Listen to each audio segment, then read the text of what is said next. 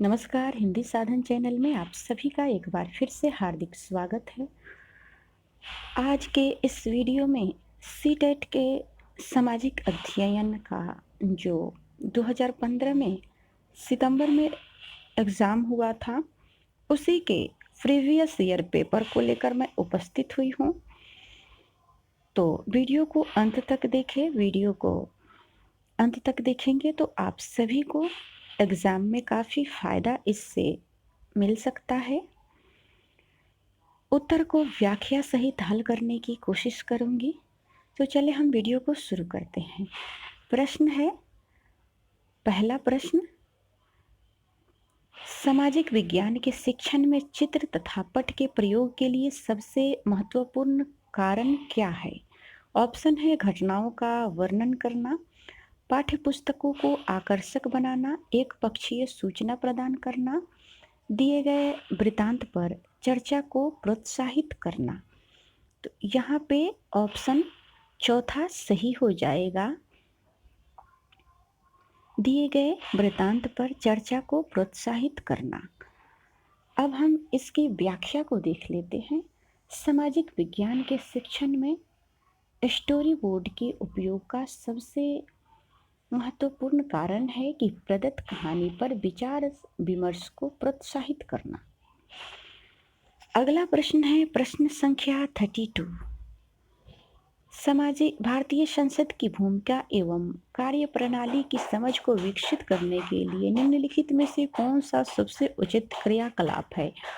Option है कार्यों एवं जिम्मेदारियों का प्रवाह आरेख, संसद के अवरोध पर समाचार पत्र के लेखन पर चर्चा, युवा संसद का आयोजन, विषय वस्तु का पठन। ऑप्शन तीसरा सही हो जाएगा, युवा संसद का आयोजन। अब हम इसकी व्याख्या को देख लेते हैं।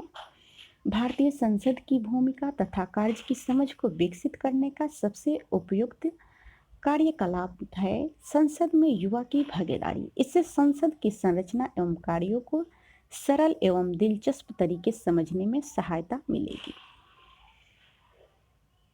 अगला प्रश्न है प्रश्न संख्या 33। एक शिक्षिका विद्यार्थियों को सुझाव देती है कि वे एक तालिका बनाएं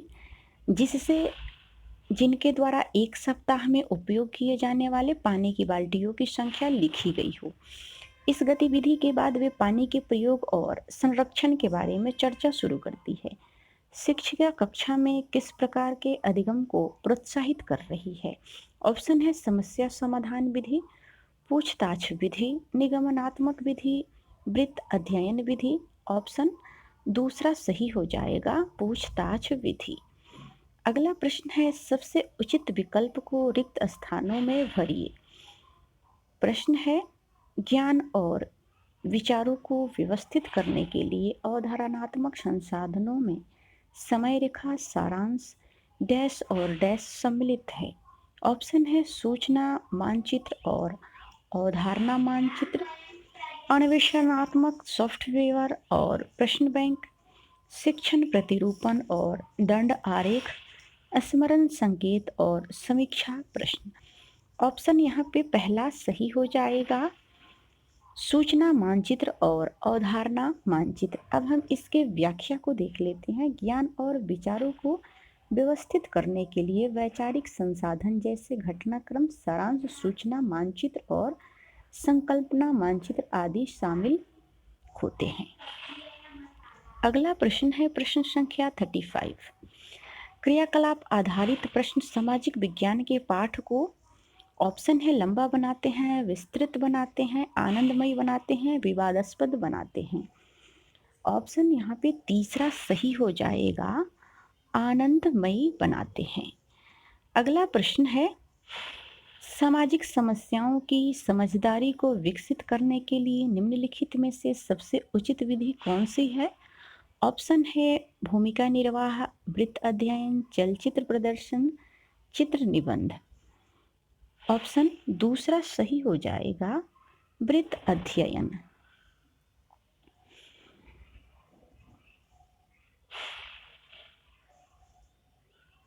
अगला प्रश्न है प्रश्न संख्या 37। एक शिक्षिका अपने शिक्षार्थियों को सरकारी परियोजनाओं के बारे में जानकारी प्राथमिक स्रोतों के माध्यम से देना चाहती है।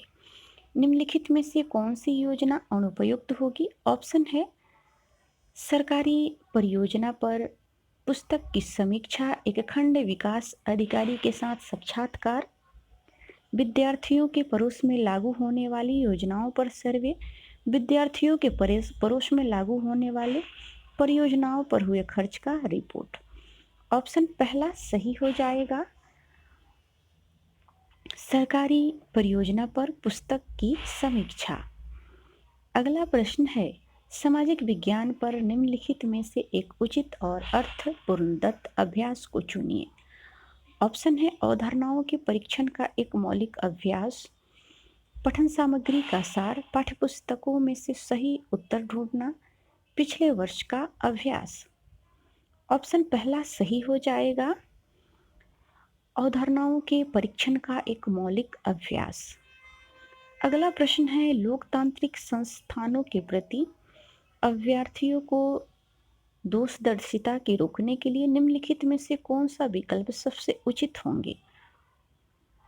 यहाँ पे विकल्प देखेंगे, आदर्श कार्य प्रणाली एवं सिद्धांतों पर बल देना, संस्थानों के बदलाव में असंभावनाओं को इंगित करना, सामाजिक विषमता की अपरिहार्यता पर बल देना, जागरूक जनता की भूमिका को इंगित करना।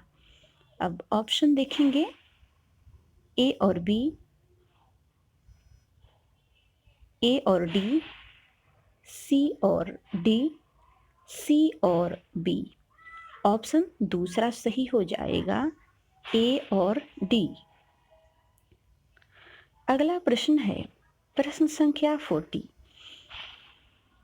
उच्च प्राथमिक स्तर के सामाजिक विज्ञान की कक्षा में लैंगिक भूमिका पर विद्यार्थियों की बातचीत को प्रोत्साहित करने के लिए सबसे उत्तम विधि निम्नलिखित में से कौन सी है? ऑप्शन है अनुभव पर निर्देशित चर्चा, विशेषज्ञों द्वारा व्याख्या, प्रदर्शनी में जाना, विद्यार्थियों द्वारा इंटरनेट में ढूंढना। ऑप्शन पहला सही हो जाएगा, अनुभव पर निर्देशित चर्चा। अब हम इसकी व्याख्या को देख लेते हैं। आमतौर पर समाज में पुरुष और स्त्री के लिए वांछनीय या स्वीकार्य व्यवहार के प्रकारों पर लिंग भेद की भूमिकाओं को छात्रों को समझना चाहिए। अगला प्रश्न है पोर्टफोलियो सतत एवं व्यापक मूल्यांकन का एक महत्वपूर्ण माध्यम है क्योंकि यह क्रियान्वित करना सरल होता है, न्यूनतम सूचना प्रदान करता है, विद्यार्थियों में कौशल और विकास को इंगित करता है, अनिवार्य है। ऑप्शन तीसरा सही हो जाएगा, विद्यार्थियों में कौशल के विकास को इंगित करता है। अगला प्रश्न है जब आप विद्यार्थियों को एक ऐतिहासिक स्मारक दिखाते हैं तब आप उन्हें किस प्रकार के अधिगम के स्रोत को सिखाने के लिए प्रोत्साहित कर रहे हैं? ऑप्शन है प्राथमिक स्रोत, पाठ्य स्रोत, लेखन चित्रकला संसाधन, पारंपरिक लोक संसाधन। यहाँ पे ऑप्शन पहला सही हो जाएगा, प्राथमिक स्रोत। जब कोई शिक्षक अपने छात्रों को कोई ऐतिहासिक स्मारक दिखाता है तब वह छात्रों को अपने अधिगम का प्राथमिक स्रोत का उपयोग करता है, वह इसी को प्रोत्साहित करता है जो अत्यंत ही दिलचस्प एवं प्रभावी विधि है। अगला प्रश्न है कल्पना कीजिए कि आपको श्रीरंगपट्टम के युद्ध और टीपू सुल्तान की मौत के बारे में खबर देने वाले दो पुराने अखबार मिलते हैं। एक अखबार ब्रिटेन का है, दूसरा मैसूर का है। दोनों अखबारों के लिए इन घटनाओं के बारे में एक सुर्खी लिखिए। कक्षा 8 के इतिहास की पाठ्य पुस्तकों में इस क्रियाकलाप को शामिल करने का क्या कारण है? ऑप्शन है विद्यार्थियों में लिखने की कौशल को विकसित करना, विद्यार्थियों में विचारों की विविधता की अवधारणाओं को विकसित करना, ब्रिटेन द्वारा राज्य में मिलाए जाने का अभिलेख तैयार करना, लोगों को ब्रिटिश नीतियों के बारे में बताना।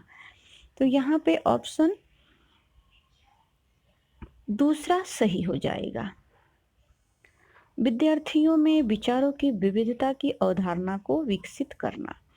अगला प्रश्न है, राष्ट्रीय पाठ्य चर्चा की रूपरेखा 2005 सामाजिक विज्ञान के संदर्भ में सुझाती है कि बच्चे के विद्यालय जीवन का मेल।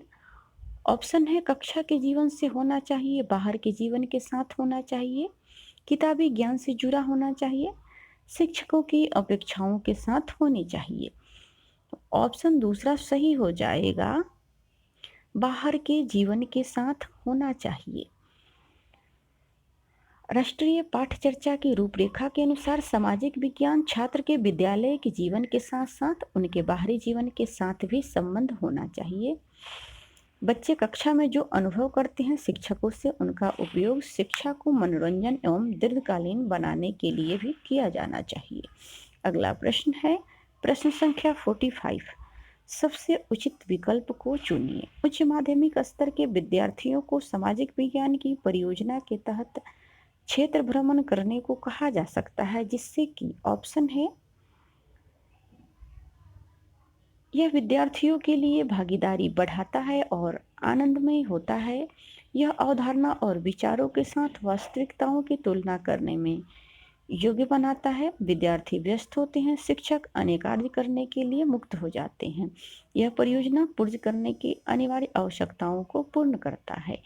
तो यहाँ पे ऑप्शन दूसरा सही हो जाएगा।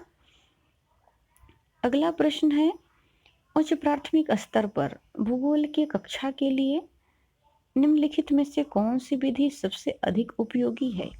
ऑप्शन है परिचर्चा, क्षेत्र भ्रमण, कहानी सुनना, वाद विवाद। ऑप्शन दूसरा सही हो जाएगा, क्षेत्र भ्रमण। अगला प्रश्न है, प्रश्न संख्या 47, उच्च प्राथमिक स्तर पर सामाजिक एवं राजनीतिक जीवन की पाठ्यपुस्तक शिक्षण निम्नलिखित में से किस एक उपयोगिता पर बल देता है? ऑप्शन है वास्तविक जीवन की स्थितियों से सीखना, परिभाषाओं द्वारा सीखना, रट करके सीखना, अवधारणाओं के संश्लेषण से सीखना। यहाँ पे ऑप्शन पहला सही हो जाएगा, वास्तविक जीवन की स्थितियों से सीखना। अगला प्रश्न है, निम्नलिखित प्रकार के बाजार विषय को पढ़ाने के लिए निम्नलिखित में से कौन सी परियोजना सबसे अधिक उचित होगी? ऑप्शन है अखबारों और पत्रिकाओं से बाजार पर कोलाज तैयार करना, शॉपिंग मॉल में बेचे जाने वाले उत्पादों को देखने जाना, दुकानदारों के उत्पादों को खरीदने और बेचने के दामों की तुलना करना, कक्षा कक्ष में बाजारों से खरीदे गए उत्पादों की प्रदर्शनी लगाना। ऑप्शन पहला सही हो जाएगा, अखबारों और पत्रिकाओं से बाजार पर कोलाज तैयार करना। अगला प्रश्न है, अशोक के अधिकतर अभिलेख निम्नलिखित लिपियों में से किसमें लिखे गए थे? ऑप्शन है देवनागरी, ब्राह्मी, तमिल, ओचिकी। ऑप्शन दूसरा सही हो जाएगा, ब्राह्मी। अगला प्रश्न है, कुछ आरंभिक हिंदू मंदिरों में एक हॉल होता था जहां लोग इकट्ठा हो सकते थे, उस स्थान को क्या कहा जाता था? ऑप्शन है प्रदक्षिणा पथ, मंडप, ग्राम भोजक, गर्भगृह। ऑप्शन दूसरा सही हो जाएगा, मंडप। अगला प्रश्न है, विनय पिटक ग्रंथ निम्नलिखित में से किससे संबंधित है? ऑप्शन है संस्कृत व्याकरण, महावीर के उपदेश, जरतुस के विचार, बौद्ध संघ के नियम। ऑप्शन चौथा सही हो जाएगा, विनय पिटक ग्रंथ में बौद्ध संघ के नियम के बारे में लिखा गया है, इसी के संबंधित है यह। अगला प्रश्न है, प्रश्न संख्या 52, राजा हर्षवर्धन के दरबारी कवि बाण भट्ट ने उनके जीवनी हर्षचरित्र निम्नलिखित भाषाओं में से किसमें लिखी थी? ऑप्शन है उर्दू, संस्कृत, प्राकृत, हिंदी। ऑप्शन दूसरा सही हो जाएगा, संस्कृत। अगला प्रश्न है, जैन और बौद्ध भिक्षु भिक्षुणियों के लिए आरंभिक विहार बने होते थे। ऑप्शन है लकड़ी के, ईंटों के, मिट्टी के, पत्थर के। ऑप्शन पहला सही हो जाएगा, लकड़ी के। अगला प्रश्न है, कनौज पर लंबे समय तक त्रिपक्षीय संघर्ष किन तीन राजवंशों के बीच चला? ऑप्शन है गुर्जर प्रतिहार, पाल और चोल, राष्ट्रकूट, चोल और पाल, गुर्जर प्रतिहार, राष्ट्रकूट और चोल, पाल, राष्ट्रकूट और गुज्जर प्रतिहार। ऑप्शन चौथा सही हो जाएगा, पाल, राष्ट्रकूट और गुर्जर प्रतिहार। अगला प्रश्न है, सूफी मत के अनुसार खानकहों से अभिप्राय। ऑप्शन है नाम का गुणगान करना, नीति कथाओं पर चर्चा करना, वे स्थान जहाँ सूफी संत बैठकों का आयोजन करते थे, एक विशेष प्रकार का गाना। ऑप्शन तीसरा सही हो जाएगा, वे स्थान जहाँ सूफी संत बैठकों का आयोजन करते थे। अगला प्रश्न है, चोल मंदिर के विषय में निम्नलिखित कथनों में से कौन सा सही है। ऑप्शन है, चोल मंदिर प्रायः अपने आसपास विकसित होने वाले केवल ग्रामीण बस्तियों के केंद्र बन गए।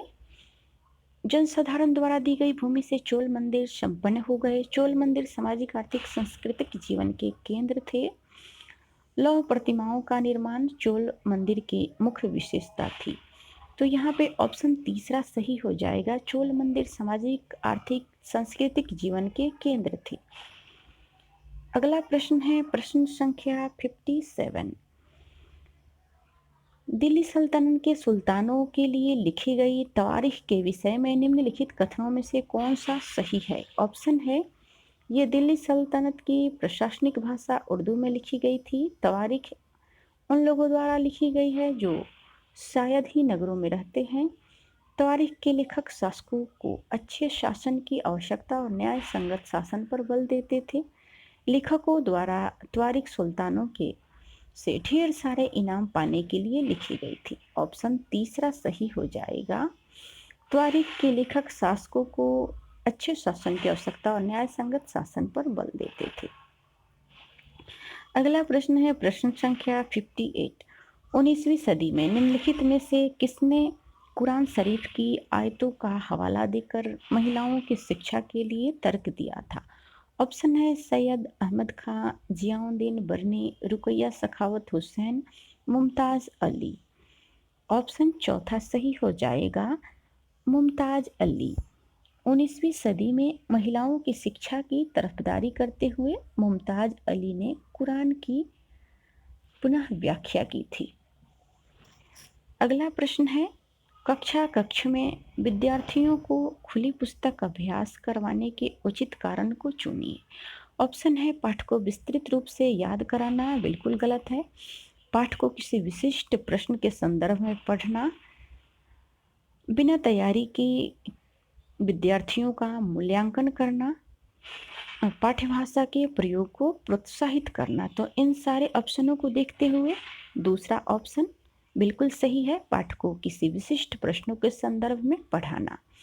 अगला प्रश्न है प्रश्न संख्या 60। सामाजिक विज्ञान के विषयों के अध्ययन का महत्व इसलिए है क्योंकि इससे भूत की घटनाओं का मूल्यांकन कर सकते हैं, प्राकृतिक संसाधनों को संरक्षित कर सकते हैं, लोकतंत्र के बारे में विस्तार से सीख सकते हैं, समाज और उसके पर्यावरण को समझ सकते हैं। तो इन चार ऑप्शनों में चौथा ऑप्शन सबसे सुटेबल और सही है, समाज और उसके पर्यावरण को समझ सकते हैं। अगला प्रश्न है, यूराल पर्वत अलग करते हैं। यूराल पर्वत अफ्रीका और एशिया को अलग करते हैं, एशिया और यूरोप को, अफ्रीका और यूरोप को, या उत्तर अमेरिका और दक्षिण अमेरिका को अलग करते हैं। तो यहाँ पे ऑप्शन दूसरा सही हो जाएगा, एशिया और यूरोप को यूराल पर्वत अलग करते हैं। अगला प्रश्न है प्रश्न संख्या 62। भूपर्वती में वह स्थान जहाँ से भूकंपीय तरंग आरंभ होती है उसे कहा जाता है। ऑप्शन है केंद्र, उद्गम केंद्र, अधिकेंद्र, क्रेटर। ऑप्शन दूसरा सही हो जाएगा, उद्गम केंद्र। अगला प्रश्न है, वायुमंडल की निम्नलिखित परतों में से कौन सी परत हवाई जहाज उड़ाने के लिए सबसे आदर्श होता है। ऑप्शन है क्षोभ मंडल, संताप मंडल, मध्यमंडल, तापमंडल। ऑप्शन दूसरा सही हो जाएगा, समताप मंडल। तो आप इसे याद रखेंगे, ये प्रश्न बार बार आते हैं। अगला प्रश्न है, निम्नलिखित में से पृथ्वी पर तापमान के वितरण को प्रभावित करने वाला सबसे महत्वपूर्ण कारक कौन सा है। ऑप्शन है सूर्यातपन, सौर्य विकिरण, पार्थिव विकिरण, समुद्र से दूरी। ऑप्शन दूसरा सही हो जाएगा, सौर्य विकिरण। अगला प्रश्न है, अजमेर बेसिन के संबंध में निम्नलिखित कथनों में से कौन सा कथन सत्य एंड सही है? ऑप्शन है अमेजन बेसिन, यहाँ अमेजन बेसिन है, अजमेर मैं इसको उच्चारण कर दी। अमेजन बेसिन के संबंध में निम्नलिखित कथनों में से कौन सा कथन सत्य है? अमेजन बेसिन भूमध्य रेखीय क्षेत्र में आता है। अमेजन नदी भूमध्य रेखीय प्रदेश से होकर पश्चिम की ओर बहती है। अमेजन नदी डेल्टा का निर्माण करती है जो मैंग्रोव वनों से ढका है। अमेजन नदी basin Brazil, Peru, Bolivia, Argentina के भागों से अपवाहित होती है। तो ऑप्शन यहाँ पर पहला सही हो जाएगा, अमेजन बेसिन भूमध्य रेखीय क्षेत्र में आता है। अगला प्रश्न है, विश्व में भारत का सबसे ऊंचा सड़क मार्ग निम्नलिखित में से कौन सा है? ऑप्शन है ईटानगर पासीघाट, मनाली लेह, शिलोंग सिलचर, उधमपुर श्रीनगर। ऑप्शन दूसरा सही हो जाएगा, मनाली लेह। ये विश्व में भारत का सबसे ऊंचा सड़क मार्ग है। अगला प्रश्न है, भूस्खलन को नियंत्रित करने के लिए निम्नलिखित में से न्यूनीकरण क्रियाविधि कौन सी नहीं है? ऑप्शन है भूस्खलन प्रवण क्षेत्रों की पहचान के लिए संकट मानचित्रण, भूमि को खिसकने से बचाने के लिए प्रतिधारी दीवार का निर्माण करना, भूस्खलन को रोकने के लिए वनस्पति आवरण को कम करना, भूस्खलन की गतिशीलता को नियंत्रित करने के लिए सतही अपवाह का नियंत्रण सुनिश्चित करना। तो ऑप्शन तीसरा सही हो जाएगा, भूस्खलन को रोकने के लिए वनस्पति आवरण को कम करना।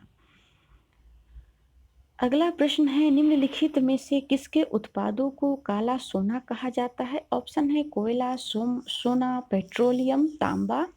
ऑप्शन तीसरा सही हो जाएगा, पेट्रोलियम। पेट्रोलियम को काला सोना के नाम से जाना जाता है। अगला प्रश्न है, निम्नलिखित में से कौन सा भारत परमाणु ऊर्जा संयंत्र नहीं है? इसमें से 4 ऑप्शन है, कल्पकम, तारापुर, नरोरा, पोखरन। इसमें से कौन सा भारत के परमाणु ऊर्जा संयंत्र नहीं है? आप सब भी उत्तर को बताने की कोशिश करेंगे। ऑप्शन चौथा सही हो जाएगा, पोखरन। अब हम थोड़ा सा इस पे चर्चा करेंगे, ये प्रश्न काफ़ी महत्वपूर्ण है।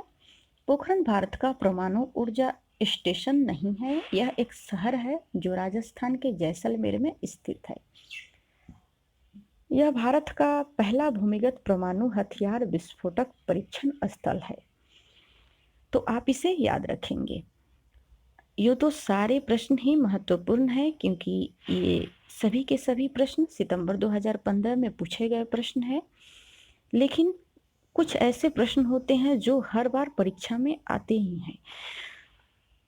अगला प्रश्न है प्रश्न संख्या 70, निम्नलिखित देशों में से किसके स्थानांतरित कृषि को मिल्पा के नाम से जाना जाता है?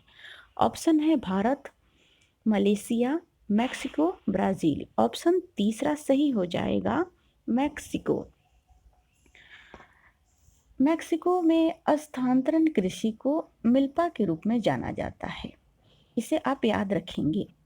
मैक्सिको में मिल्पा नाम की खेती को स्थानांतरित कृषि के नाम से जाना जाता है। तो ये महत्वपूर्ण बातें हैं। इसके साथ साथ उत्तर के साथ साथ व्याख्या को भी आप अच्छे से सुनेंगे और याद रखेंगे। अगला प्रश्न है प्रश्न संख्या 71, निम्नलिखित उद्योगों में से कौन सा सार्वजनिक क्षेत्र के अंतर्गत आता है? ऑप्शन है हिंदुस्तान एरोनॉटिक्स लिमिटेड, सुधा डेयरी, मारुति उद्योग limited, Tata iron and steel company limited. Option पहला सही हो जाएगा, हिंदुस्तान एरोनॉटिक्स लिमिटेड। अब हम थोड़ा सा इस पे भी चर्चा कर लेते हैं। हिंदुस्तान एरोनॉटिक्स लिमिटेड सार्वजनिक क्षेत्र के अंतर्गत आता है और यह भारत सरकार में स्वामित्व है। अगला प्रश्न है, ग्राम सभा के बारे में निम्नलिखित कथनों में से कौन सा सही है? यह जिले के सभी गांवों के सरपंचों की बैठक का स्थल है। ग्राम सभा का सचिव ग्राम सभा और ग्राम पंचायत की बैठक बुलाने तथा कार्यवाही का आरेख रखने के लिए उत्तरदायी होता है। अन्य दो ऑप्शन देखने से पहले ही हमें दूसरा ऑप्शन सही लग रहा है, फिर भी हम दो ऑप्शन को देखेंगे।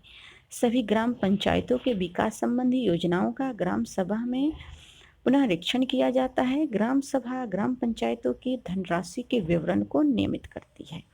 तो यहाँ पे इन चारों ऑप्शनों के अनुसार दूसरा ऑप्शन बिल्कुल सही है। हम इस पे थोड़ा सा चर्चा भी करेंगे।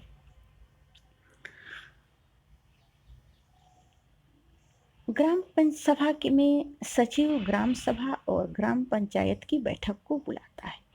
ग्राम सभा के जो सचिव होते हैं वे ग्राम सभा और ग्राम पंचायत की बैठक को बुलाते हैं। कार्यवाही का एक रिकॉर्ड रखता है जिसमें ग्राम पंचायत अपने का प्रधान सरपंच होता है और वह निर्वाचित होता है। अगला प्रश्न है प्रश्न संख्या 73। लोकतंत्र में लोगों की सहभागिता पर दिए गए निम्नलिखित कथन ए और बी पर विचार कीजिए और सही उत्तर का चयन कीजिए। लोकतंत्र में सामाजिक आंदोलन को संगठित करना सरकार और उनके कार्यों को चुनौती देने का तरीका है। लोकतंत्र सभी लोगों को भागीदार होने की अनुमति देता है, लेकिन समाज के सभी वर्गों के लोग ऐसा करने में समर्थ नहीं होते। ऑप्शन है ए सही है, बी गलत है, ए और बी दोनों सही है, ए गलत है, बी सही है, ए और बी दोनों गलत है। तो यहाँ पे ऑप्शन दूसरा सही हो जाएगा। ए और बी दोनों ही ऑप्शन सही है। प्रश्न कुछ लंबे हो रहे हैं, इसलिए आप वीडियो को पॉज करके या एक ही वीडियो को 2 बार 3 बार देखकर उसको अच्छे से समझ सकते हैं। कई बार होता है एक बार में हम उसको अच्छे से नहीं समझ सकते हैं, तो वीडियो को दूसरी तीसरी बार आप देख सकते हैं और प्रश्नों को अच्छे से हल कर सकते हैं। अगला प्रश्न है प्रश्न संख्या 74। निम्नलिखित में से कौन सा तिब्बत का राष्ट्रीय ग्रंथ है? ऑप्शन है बुद्ध सागा, केसर सागा, सिद्ध सागा, निर्वाण सागा। ऑप्शन दूसरा सही हो जाएगा, केसर सागा ये तिब्बत का राष्ट्रीय ग्रंथ है। अगला प्रश्न है पटवारी लेखपाल द्वारा किए गए कार्यों के विषय में ए और बी दोनों कथनों में दिए गए हैं, उन पर विचार कीजिए और निम्नलिखित में से सही का चयन कीजिए। पटवारी एक गांव अथवा गांव के समूह की भूमि का अद्यतन लेखा जोखा रखता है। पटवारी अपने अधिकार क्षेत्र में उगाई गई फसलों के बारे में सरकार को सूचना देने के लिए उत्तरदायी होता है। तो यहाँ पे ऑप्शन दोनों सही है। ए सही है, बी गलत है। नहीं, हम देखते हैं दोनों ऑप्शन में कहाँ पे सही है। ऑप्शन दूसरा है, ए और बी दोनों सही है, तो ये ऑप्शन दूसरा सही हो जाएगा। ए और बी दोनों ही सही है। अगला प्रश्न होगा प्रश्न संख्या 76। निम्नलिखित कथनों में से कौन सा कथन लोकतंत्र के संबंध में गलत है? ऑप्शन है लोकतंत्र में देश के नागरिकों को अपनी पसंद का नेता चुनने में छूट होती है। ये सही ऑप्शन है, लेकिन यहाँ पे प्रश्न में पूछ रहा है कौन सा ऑप्शन गलत है, तो प्रश्नों को अच्छे से पढ़ना है। दूसरा ऑप्शन क्या है? लोकतंत्र में नागरिकों को कुछ स्वतंत्रताएं प्राप्त होती है। तीसरा ऑप्शन है लोकतंत्र में एक शासक के पास देश पर शासन करने की संपूर्ण ताकत होती है। लोकतंत्र पर लोग लिए गए निर्णयों पर सवाल उठा सकते हैं। तो अन्य 3 ऑप्शन सही है। चौथा तीसरा ऑप्शन जो है, 3 ऑप्शन पहला दूसरा और चौथा ऑप्शन सही है। तीसरा ऑप्शन जो है वो गलत है। तो यहाँ पे तीसरा ऑप्शन सही हो जाएगा, क्योंकि प्रश्न में पूछ रहा है कि इसमें से कौन सा कथन लोकतंत्र के संबंध में गलत है। तीसरा ऑप्शन हो जाएगा। अगला प्रश्न है प्रश्न संख्या 77। अभियानों के फलस्वरूप महिलाओं के संरक्षण के लिए नए कानून बने। निम्नलिखित प्रताड़नाओं में से किस एक के कारण महिलाओं को संरक्षित करने के लिए 2006 में एक कानून बना? ऑप्शन है घरेलू हिंसा, यौन प्रताड़ना, बच्चों के साथ दुर्व्यवहार, असमान वेतन। ऑप्शन पहला सही हो जाएगा, घरेलू हिंसा। अगला प्रश्न है प्रश्न संख्या 79 समाचार चैनलों पर विज्ञापन का मूल्य निर्भर करता है। ऑप्शन है चैनल की लोकप्रियता पर, दर्शकों की मांग पर, बड़े व्यापारिक घरानों पर, कंपनी क्षेत्र पर। ऑप्शन पहला सही हो जाएगा, चैनल की लोकप्रियता पर। समाचार चैनल पर जब विज्ञापन कोई देता है तो वो निर्भर करता है कि वह चैनल कितना लोकप्रिय है। तो चैनल की लोकप्रियता पर समाचार चैनलों पर विज्ञापन का मूल्य निर्भर करता है। अगला प्रश्न है प्रश्न संख्या 80। जनहित याचिका के संदर्भ में नीचे दिए गए दोनों कथनों पर विचार कीजिए और सही उत्तर का चयन कीजिए। यह एक ऐसी व्यवस्था है जिसके माध्यम से सरकार के क्रियाकलापों के विषय में आवश्यक जानकारी प्राप्त कर सकते हैं। बी, यह एक ऐसी व्यवस्था है जिसके माध्यम से किसी व्यक्ति या संस्था को उसके अधिकारों का उल्लंघन हुआ है, उससे न्याय पाने के लिए उच्च न्यायालय, सर्वोच्च न्यायालय में याचिका दायर करने का अधिकार दिया गया होता है। ऑप्शन है ए सही है, बी गलत है। दूसरा ऑप्शन है ए और बी दोनों सही है। तीसरा ऑप्शन है ए गलत और बी सही। चौथा ऑप्शन ए और बी दोनों गलत है। तो यहाँ पे तीसरा ऑप्शन सही हो जाएगा, ए गलत है और बी सही है। जनहित में अभियोग का अर्थ है जनता की हित और सुरक्षा। अगला प्रश्न है प्रश्न संख्या 81। संसद के प्रश्नकाल सत्र के संबंध में दोनों कथनों पर विचार कीजिए और निम्नलिखित विकल्पों में से सही विकल्प का चयन कीजिए। अब हम दो विकल्प देखेंगे। ए, सांसद सरकार के कामकाज के बारे में जानकारी प्राप्त करते हैं। बी, यह एक ऐसी व्यवस्था है जिसमें कार्यकारिणी विधायिका को नियंत्रित करती है। तो यहाँ पर ऑप्शन पहला सही है, संसद सरकार के कामकाज के बारे में जानकारी प्राप्त करती है। दूसरा ऑप्शन में है यह एक ऐसी व्यवस्था है जिसमें कार्यकारिणी विधायिका को नियंत्रित करती है। तो ये ऑप्शन गलत है, ये सही है और बी गलत है और अन्य तीन ऑप्शन गलत हो जाएंगे। पहला ऑप्शन सही हो जाएगा। अगला प्रश्न है प्रश्न संख्या 82। न्यायिक समीक्षा पर दिए निम्नलिखित दोनों कथनों पर विचार कीजिए और सही उत्तर का चयन कीजिए। यहाँ पर विकल्प दिया गया है, संसद द्वारा पारित किया गया कई कानून संविधान के आधारभूत ढांचे का उल्लंघन करता है, तो न्यायपालिका ऐसे कानून को रद्द कर सकती है। बी है, कोई विधेयक न्यायपालिका के द्वारा पास किए बिना कानून नहीं बन सकता। तो ऑप्शन में देखेंगे ऑप्शन क्या है, ए सही है, बी गलत है, ए और बी दोनों सही है। ए गलत और बी सही, ए और बी दोनों गलत है। तो ऑप्शन पहला सही हो जाएगा, ए सही है और बी गलत है। अगला प्रश्न है प्रश्न संख्या 83। भारतीय संविधान के अनुसार भारतीय धर्मनिरपेक्ष राज्य के बारे में निम्नलिखित कथनों में से कौन सा कथन गलत है। ऑप्शन है भारतीय राज्य किसी एक विशिष्ट धार्मिक समूह द्वारा शासित नहीं है। दूसरा ऑप्शन है राज्य किसी धर्म विशेष को न तो थोपेगा और न ही लोगों की धार्मिक स्वतंत्रता को छीनेगा। तीसरा ऑप्शन है राज्य सरकार संस्थाओं को धर्म विशेष के विशिष्ट मूल्यों को प्रदर्शित और प्रोन्नत करने की अनुमति प्रदान करता है। राज्य धर्म के एकदम पृथक नहीं है, परंतु वह धर्म से एक निश्चित दूरी बनाए रखता है। तो पूछ रहा है प्रश्न में कौन सा ऑप्शन गलत है। तो गलत हो जाएगा, राज्य सरकारी संस्थानों को धर्म विशेष के विशिष्ट मूल्यों को प्रदर्शित और प्रोन्नत करने की अनुमति प्रदान करता है। तो यह ऑप्शन सही हो जाएगा, तीसरा ऑप्शन। अगला प्रश्न है प्रश्न संख्या 84। भारतीय राज्य की सरकार किस प्रकार की है। ऑप्शन है साम्यवादी सरकार, पूंजीवादी सरकार, अध्यक्षात्मक सरकार, लोकतांत्रिक सरकार। ऑप्शन चौथा सही हो जाएगा, लोकतांत्रिक सरकार। अगला प्रश्न है प्रश्न संख्या 85। जातीय समानता को प्रचारित करने के लिए निम्नलिखित में से किसके सत्यशोधन समाज की स्थापना की। ऑप्शन है घासीदास, नारायण गुरु, हरिदास, ज्योतिराव फूले।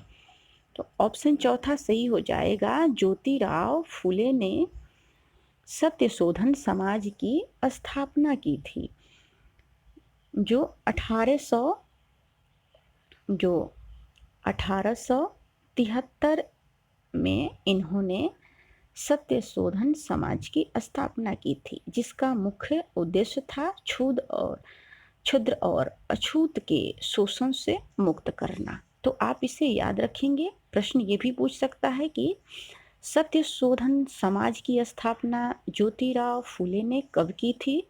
तो 1873। इसे याद रखेंगे।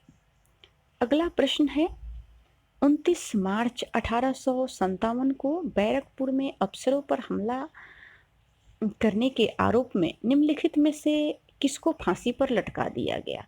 ऑप्शन है भगत सिंह, राजगुरु, सुखदेव, मंगल पांडे।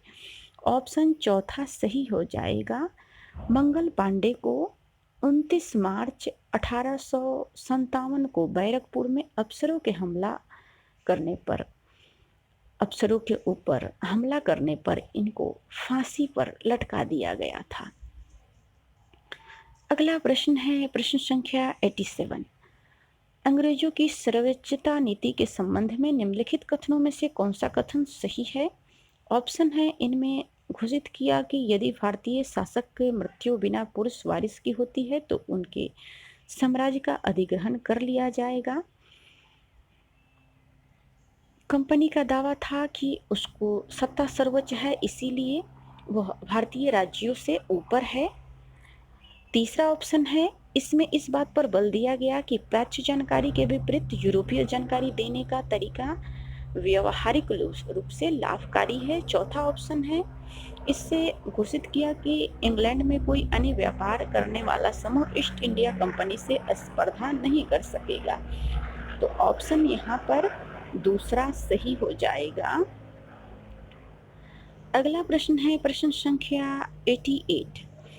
ग्रहों के निम्नलिखित समूहों में से किस समूह के चारों ओर छल्ले हैं?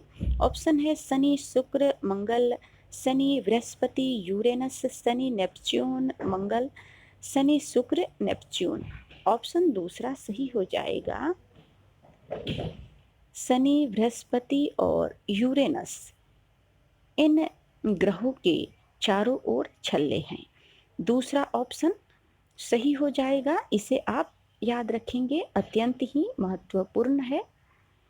शनि, बृहस्पति, यूरेनस।